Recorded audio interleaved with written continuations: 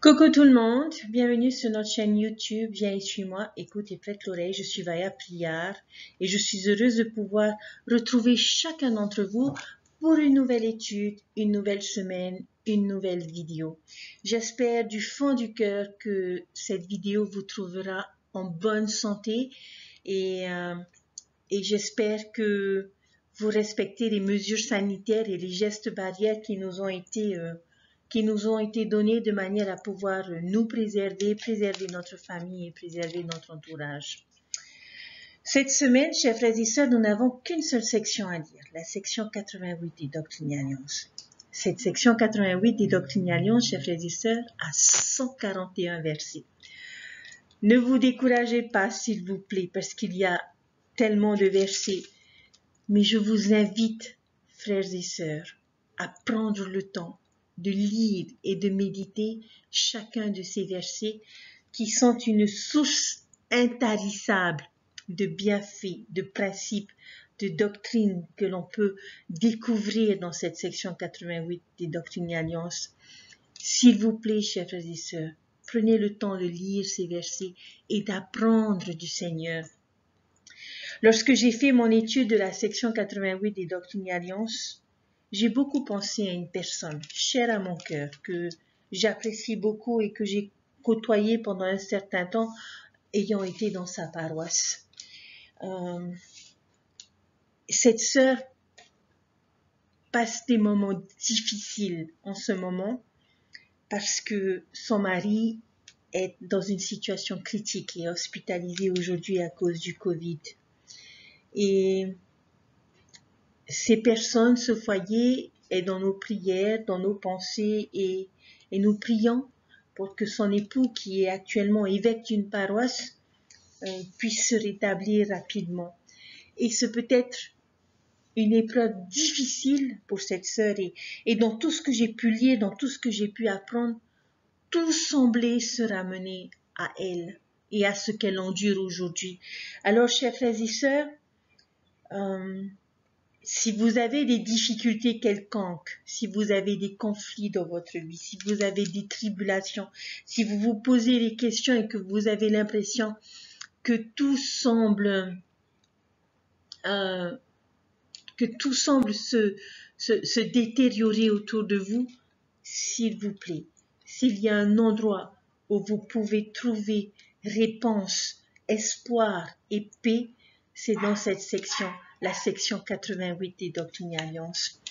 Et avant de pouvoir commencer cette étude de la section 88 des Doctrines et Alliances, j'aimerais, si vous me le permettez, partager un cantique que j'aime beaucoup et qui résume en gros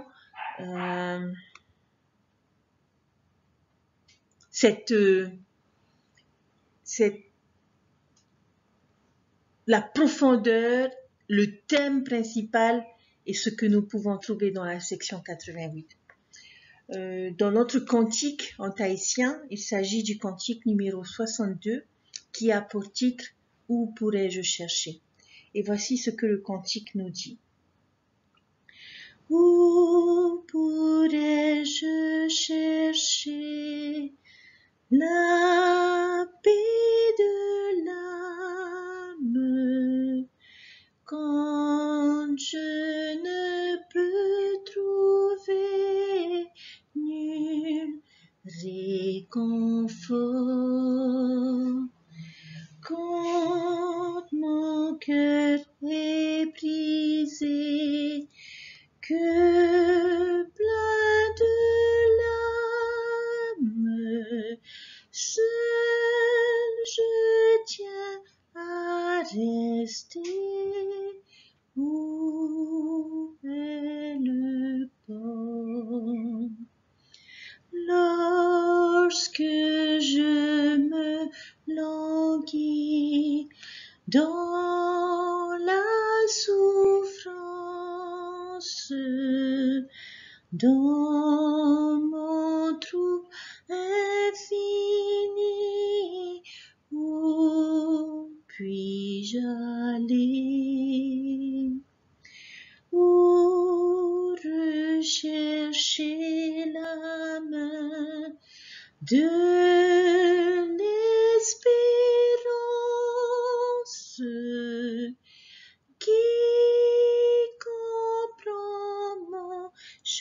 chagrin, mon frère aimé,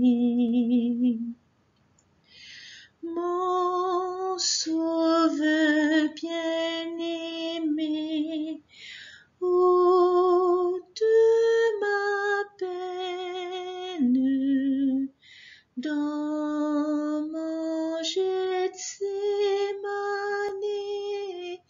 ouvre le ciel. Il m'accorde sa paix, brise mes chaînes, son amour, sa bonté sont éternelles. Chers frères et sœurs, où pouvons-nous chercher la paix de l'âme? Lorsque nous nous languissons dans la souffrance, dans notre trouble infini, où pouvons-nous aller? À ces questions, chers frères et sœurs, je vous invite à vous rendre dans la section 88 des Doctrines et Alliances, de manière à pouvoir trouver la paix que vous pourriez avoir besoin dans votre vie, de manière à pouvoir avoir l'espérance et avoir le témoignage que notre frère aîné sera là et nous accompagnera et nous soutiendra. Alors, chers frères et sœurs, pendant votre lecture de la semaine de la section 88 des Doctrines et Alliances, pour chaque verset que vous découvrirez, pour chaque principe et chaque doctrine que vous découvrirez dans cette lecture, j'aimerais vous inviter à vous poser la question: comment est-ce que ces versets peuvent me procurer la paix aujourd'hui dans ma vie? Dans cette première vidéo de cette semaine, il y a deux choses sur lesquelles je voudrais commencer par m'attarder. La première chose sont les lois de Dieu et la deuxième dont on nous parle et que l'on nous enseigne dans cette section 88 est la lumière du Christ. Alors j'aimerais nous poser la question: quel est le rôle d'une lumière, de la lumière? Une lumière nous permet de mieux voir, une lumière peut nous réchauffer, elle nous nourrit, elle nous donne de l'énergie, elle peut nous protéger des dangers dans un lieu sombre et elle peut attirer. Dans le verset 13 de la section 88 des Doctrines et Alliances, l'on nous donne une définition de cette lumière. Et voici ce qu'il est dit: la lumière qui est en tout, qui donne la vie à tout, qui est la loi par laquelle tout est gouverné. Oui, la puissance de Dieu, oui, est assis sur son trône, qui est dans le sein de l'éternité, qui est au milieu de tout. La lumière est la loi, le pouvoir de Dieu et la vie. Les lois de Dieu, les lois que Dieu nous donne, nous aident à progresser dans cette vie.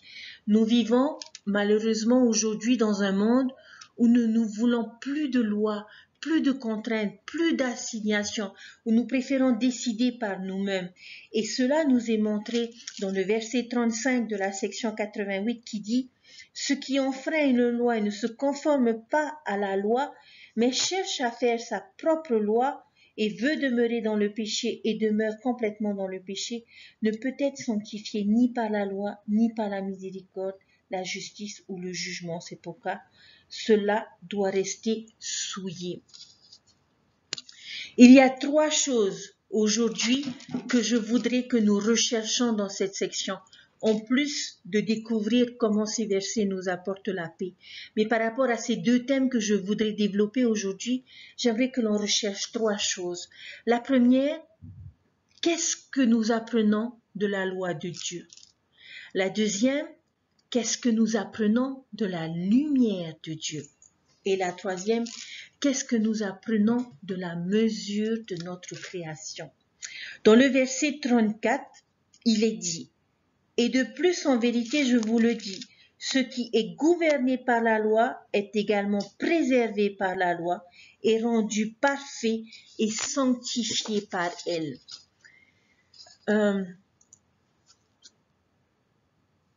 Pourquoi est-ce que Dieu nous donne des lois? ce verset nous donne les raisons pour lesquelles Dieu nous donne des lois. Il nous donne des lois pour nous gouverner. Il nous donne des lois pour nous préserver. Il nous donne des lois pour être rendus parfaits. Et il nous donne des lois pour nous sanctifier. C'est dans notre nature humaine, chers frères et sœurs, de toujours vouloir choisir la voie la plus facile, nous permettant à des distractions de nous interrompre dans notre progression. Et il y a de nombreuses suggestions autour de nous, mais il y a aussi des lois, et il y a les lois de Dieu. Et il nous faut comprendre les raisons que Dieu donne concernant ces lois. Nous devons nous demander constamment les raisons pour lesquelles nous choisissons d'obéir aux lois de Dieu. S'il y a un verset qui nous aide aussi à bien comprendre ces lois, c'est le verset 40. Nous savons tous qu'en science, il y a de nombreuses lois, il y a de nombreuses théories. Il y a la loi de gravité, il y a la loi de thermodynamique, il y a la loi de Newton, il y a la loi d'attraction. Au verset 40, on nous dit « Car l'intelligence s'attache à l'intelligence, la sagesse reçoit la sagesse, la vérité embrasse la vérité, la vertu aime la vertu, la lumière s'attache à la lumière, la miséricorde a compassion de la miséricorde et réclame ce qui lui appartient, la justice poursuit son chemin et réclame ce qui lui appartient, le jugement va devant la face de celui qui est assis sur le trône et qui gouverne et exécute tout. » Alors, dans ce verset, j'ai souligné des noms, des mots importants.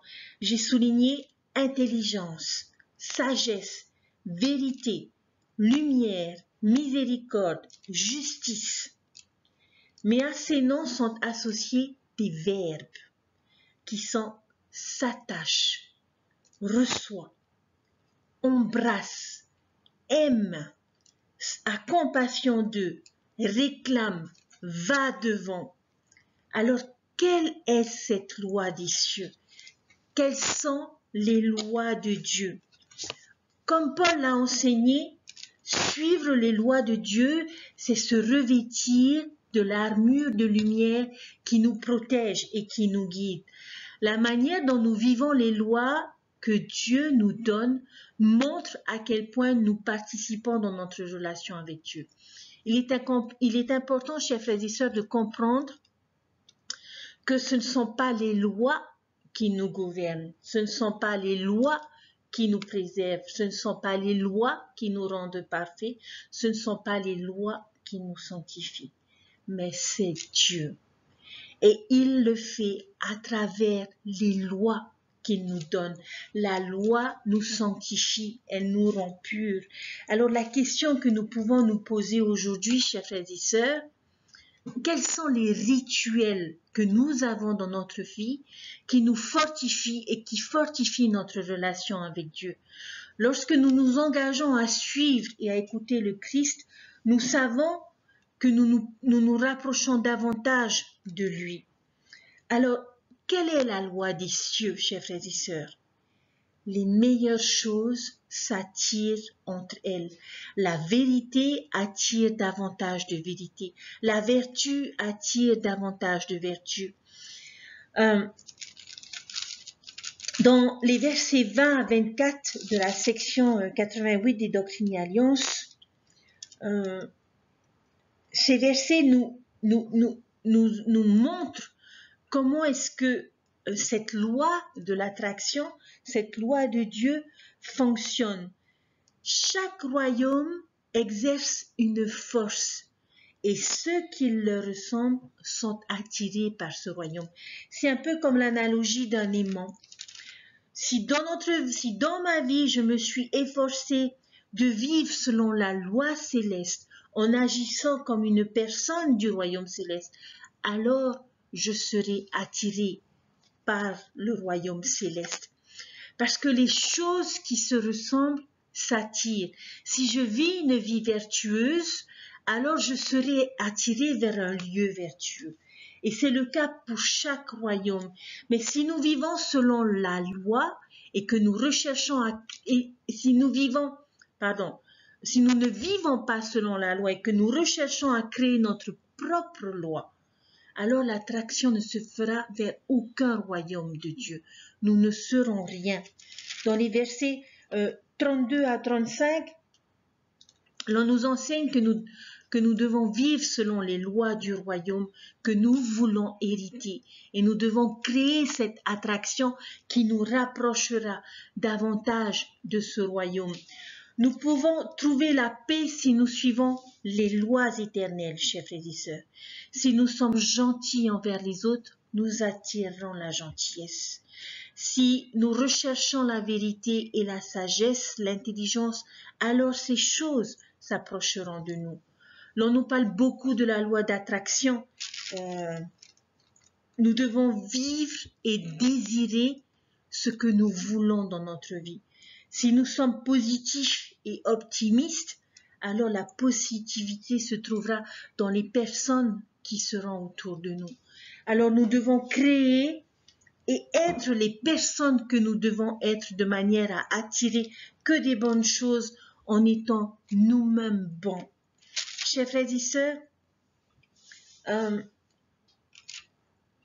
les lois de Dieu sont importantes et nous ne pouvons pas choisir quelle loi nous voulons suivre, quelle loi nous devons que nous devons davantage mettre en application dans notre vie.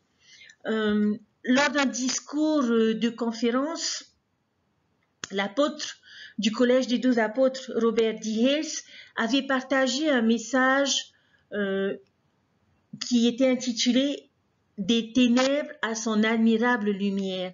Et dans son message, il avait fait part d'une petite analogie où il avait fait part d'un vélo qu'il avait et que pour pouvoir faire fonctionner la lumière de son vélo, il devait pédaler.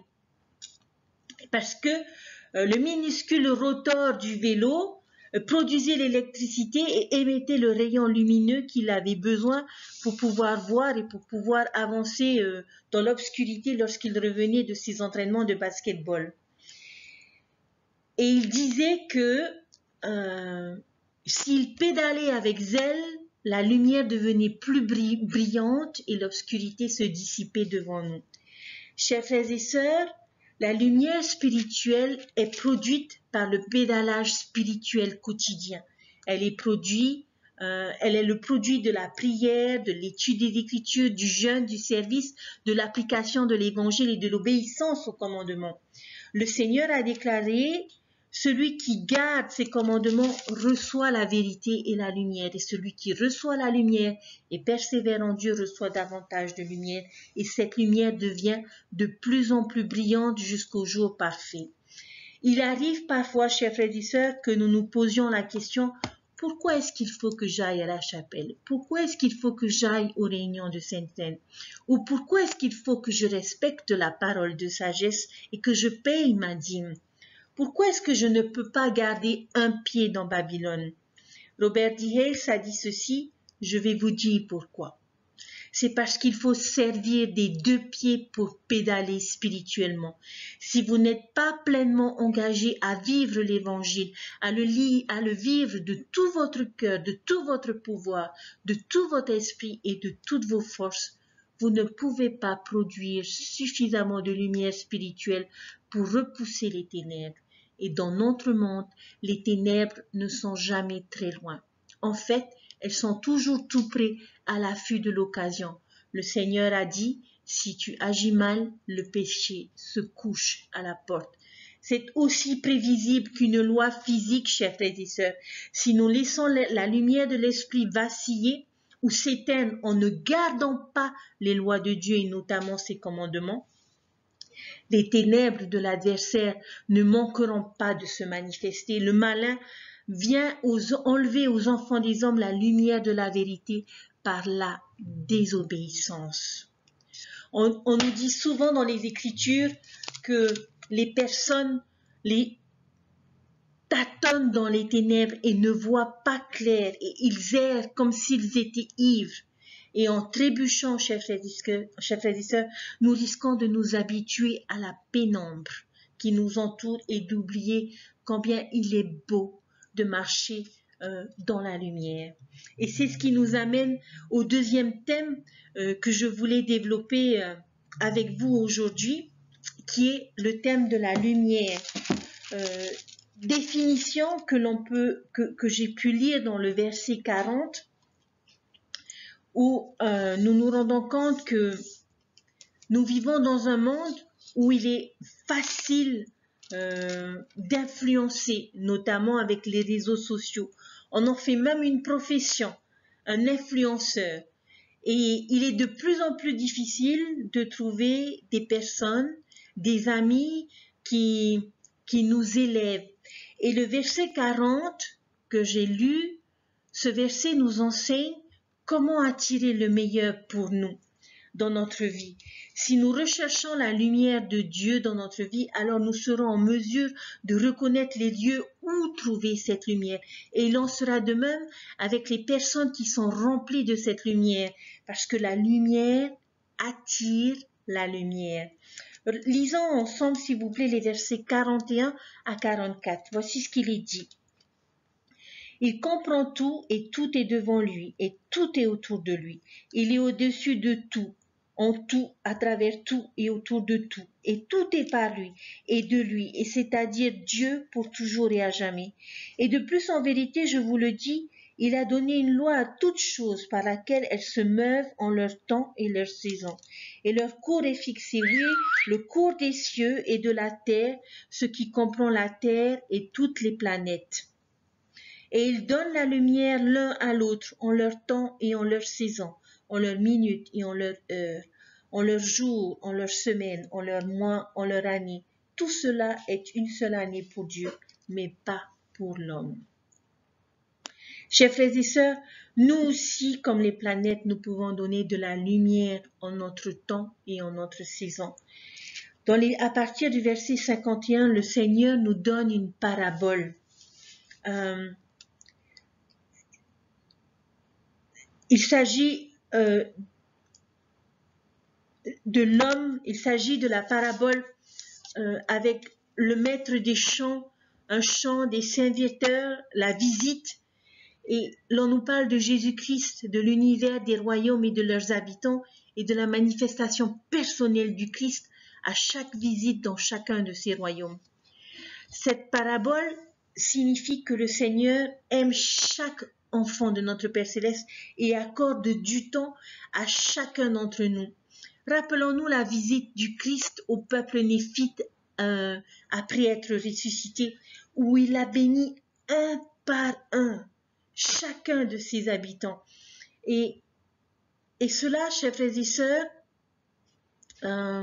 devrait nous réconforter de savoir que le Sauveur, le Seigneur est disposé à nous accorder du temps individuellement et personnellement et qu'il est en mesure de visiter chaque homme, chaque heure. Et cela devrait nous réconforter de savoir que le Seigneur, le Sauveur, a du temps pour moi et qu'il peut m'apporter la joie et la paix dont je pourrais avoir besoin dans ma vie. Neil A. Maxwell a rappelé l'étoile qui annonçait la venue de notre Sauveur Jésus-Christ, la naissance de notre Sauveur Jésus-Christ. Et nous savons tous que cette étoile a été placée en orbite bien des années avant la naissance de notre Sauveur Jésus-Christ pour qu'elle puisse briller à ce moment précis pour annoncer sa naissance. Chers frères et sœurs, il en est de même des personnes qui ont été préparées et qui ont été placées en orbite dans notre vie de manière à pouvoir nous apporter la lumière que nous pourrions avoir besoin, de manière à pouvoir nous donner de la lumière dans notre vie. Ces versets, chers frères et sœurs, nous enseignent que le Sauveur visitera chacun d'entre nous. Il y a un verset que j'aime beaucoup aussi et qui dit ceci, le verset 47. Voici, tous sont des royaumes, et quiconque en a vu un, ou le moindre d'entre eux, a vu Dieu se mouvoir dans sa majesté et sa puissance. Alors j'aimerais vous poser une question, chers frères et sœurs. Y a-t-il eu des moments ou des saisons ou des jours dans votre vie où vous avez pu voir Dieu se mouvoir dans votre vie? La parabole que l'on trouve dans les versets 51 à 62 de la section 88 des Doctrines et Alliances témoigne que le Sauveur se rend en chaque lieu pour rendre visite à chacun d'entre nous à un moment précis selon nos besoins, selon nos saisons, selon nos jours, selon notre heure. Et nous pouvons nous rendre compte et voir Dieu se mouvoir dans notre vie ou dans le royaume de quelqu'un d'autre. Et peut-être que nous nous demanderons pourquoi est-ce que j'arrive à voir l'influence de Dieu dans la vie d'une autre personne plutôt que dans la mienne, alors que ce que cette personne a pu découvrir sont les mêmes choses que je pourrais avoir besoin dans ma vie. Chers frères et sœurs, il peut être parfois difficile de voir Dieu se mouvoir dans notre propre vie. Mais nous ne devons pas oublier que le Seigneur intervient toujours au moment où il a choisi, au moment où qu'il a jugé opportun, et pas de la façon qu'il est intervenu pour les autres. Il va toujours intervenir d'une manière différente pour nous. Et dans le verset 44 et dans le verset 50, voici ce qu'il est dit. Il donne la lumière l'un à l'autre, en leur temps et leur saison, en leurs minutes et en leurs heures, en leurs jours, en leurs semaines, en leurs mois, en leurs années. Tout cela est une seule année pour Dieu, mais pas pour l'homme. Verset 50. Alors vous saurez que vous m'avez vu, que je suis, et que je suis la vraie lumière qui est en vous, et que vous êtes en moi. Autrement, vous ne pourriez abonder. Chers frères et sœurs, ne doutez pas que Dieu, tôt ou tard, se manifestera dans votre vie. Et bien souvent, il se manifestera à travers des personnes. Où allons-nous, où pouvons-nous obtenir cette lumière? Si le Seigneur ne fait pas partie de nos conversations, si le Seigneur ne fait pas partie de nos actes, si le Seigneur ne fait pas partie de nos pensées, de nos choix, de nos décisions, alors il ne s'agit pas, chers frères et sœurs, de la bonne lumière. Et j'espère que la plus grande influence que nous pourrons avoir dans notre vie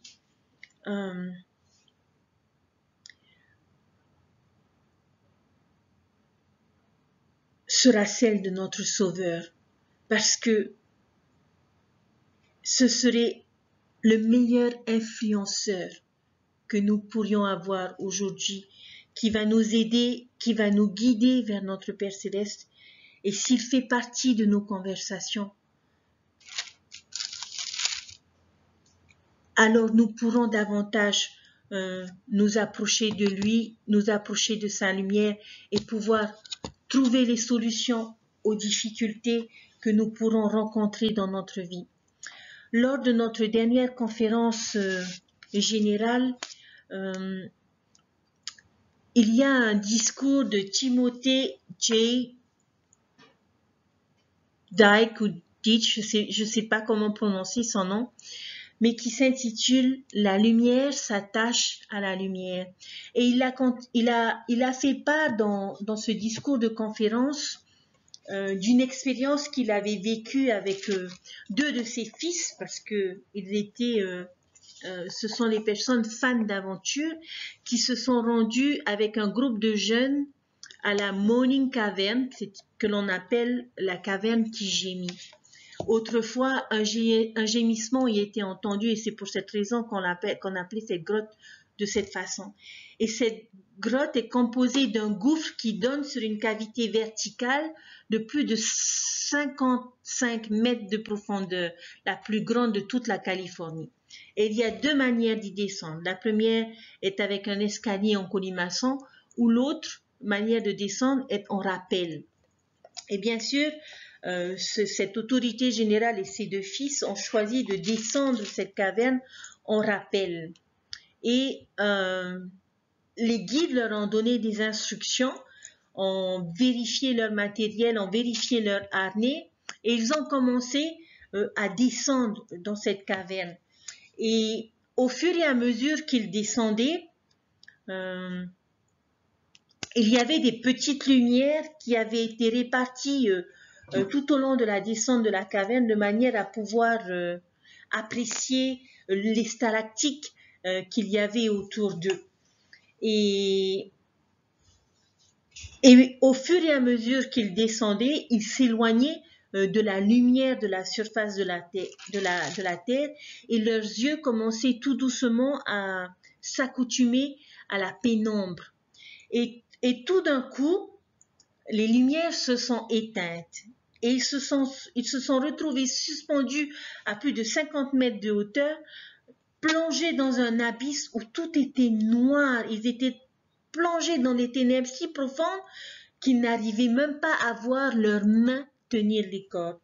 Et pendant qu'ils se trouvaient dans cette obscurité, cette autorité générale a entendu l'un de ses fils dire « Papa, papa, es-tu là ?» Et il a répondu à son fils « Oui, mon fils, je suis là. » Cette expérience, chers frères et sœurs, a montré combien il est important que nous ayons la lumière du Christ dans notre vie. Cette descente dans cette caverne présente des similitudes avec notre voyage dans cette vie, dans cette condition mortelle. Nous avons quitté la lumière des cieux et nous avons passé le voile de l'oubli dans un monde sombre. Et notre Père Céleste ne nous abandonne pas dans cette obscurité. Il nous a promis la lumière pour guider notre voyage grâce à son Fils Jésus-Christ. Et nous savons que la lumière du soleil est essentielle à toute vie sur la terre. Et la lumière qui émane de notre Sauveur, chers frères et sœurs, est aussi essentielle à notre vie spirituelle. Dans son amour parfait, Dieu accorde la lumière du Christ à toute personne qui vient au monde afin qu'elle discerne le bien du mal et soit continuellement incitée à faire le bien.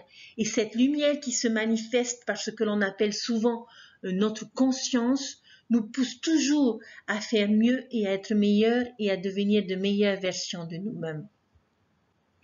Chers frères et sœurs, posons-nous aujourd'hui la question: ai-je cette lumière dans ma vie?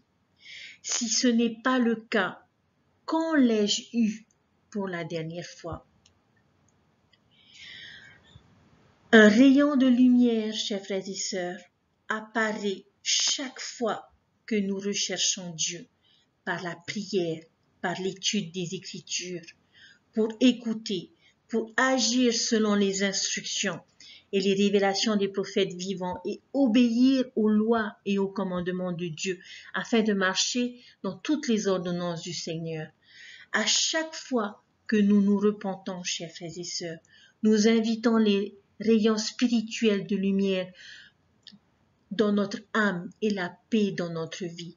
La lumière du Sauveur, chers frères et sœurs, brille en nous lorsque nous prenons la Sainte Seine tous les semaines, lorsque nous prenons son nom sur nous, et lorsque nous nous souvenons toujours de lui et que nous gardons ses commandements. Nous aurons du soleil dans notre cœur chaque fois que nous ferons connaître l'Évangile aux personnes qui sont autour de nous. La lumière de notre Père Céleste demeure toujours dans le Saint-Temple et dans toutes les personnes qui prennent le temps de se rendre au temple et de franchir les portes de la maison du Seigneur. À chacun de nos actes de bonté, de patience, de pardon, de charité, la lumière grandit en chacun d'entre nous. En vivant de manière à mériter la compagnie du Saint-Esprit, nous augmentons véritablement notre capacité spirituelle à recevoir la révélation. Chers frères et sœurs, Nous avons besoin du Sauveur, nous avons besoin du Christ dans notre vie, nous avons besoin de sa lumière à chaque instant de notre vie.